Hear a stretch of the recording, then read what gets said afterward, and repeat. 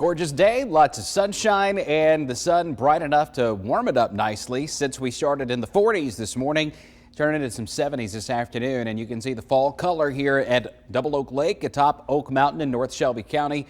We're getting close to the peak of color around here, and since we have not seen that much rain and we're not expecting really all that much on a consistent basis, I think this year is going to be one of more muted colors for the majority of north and central Alabama. Still some, but it just won't be as brilliant as it has been in years past. Things are dry right now on First Warning Live radar, down in the 70s in Birmingham, 68 at Jasper, 73 at Alabaster, and 71 in Anniston.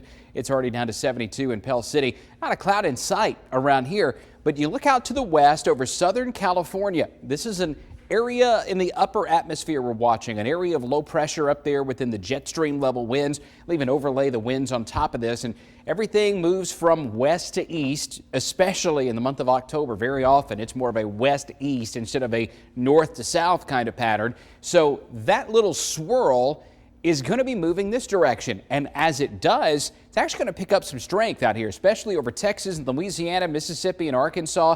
This is at midnight, Saturday night into Sunday morning. Still not close enough for any rain here, but out to the southwest, nearer the coast from Houston over toward New Orleans and then up into Louisiana and South Mississippi. They're going to get some really heavy rain, persistent rain out of this. And then as it moves across Alabama, it's very slow moving. It's not as strong. It just kind of shifts in and shifts out very slowly, and that makes it very difficult to pinpoint exactly when you might or might not be getting rain on Sunday. Here's what happens. We begin with an area of scattered, mainly light showers Sunday morning. The heavier rain is still over in Mississippi. Then it expands on in, and this is not just a wall of heavy rain. What our forecast guidance is trying to tell us here is that there will be some areas where it's raining a little harder than others, might even get a little thunder and lightning in a few spots, 4 o'clock in the afternoon.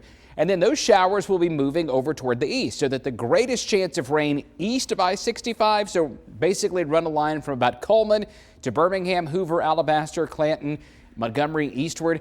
Better chance of rain, especially after dark over the eastern part of the state. Best chance of rain is going to be afternoon and early evening for the central and western parts of the state. So how much rain are we talking about overall? Well, it's going to vary a lot from place to place, and certain models like this one, this is the European guidance. It's been one of the more aggressive with some really heavy rain through Sunday night.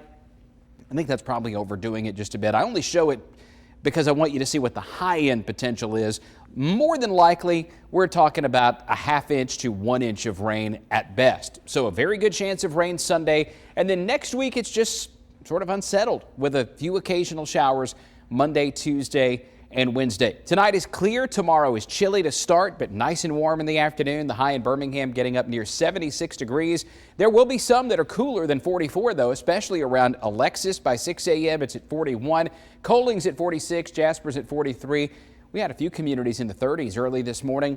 I don't know that we get all the way to the 30s tomorrow morning, but a cold spot or two certainly could get there. And then mid to upper 70s, maybe even close to 80 down around Forkland. Mid 70s up at Sardis, Alexis, and Bluntsville tomorrow afternoon. So here's our 7-day forecast. Magic City Classic on Saturday. Weather's going to be perfectly fine. In fact, beautiful out at Legion Field for that. Rain begins on Sunday. It's occasional. It's generally light. And then we'll hang on to a chance of some showers with highs staying in the 70s and lows mainly in the 50s through the first part of next week.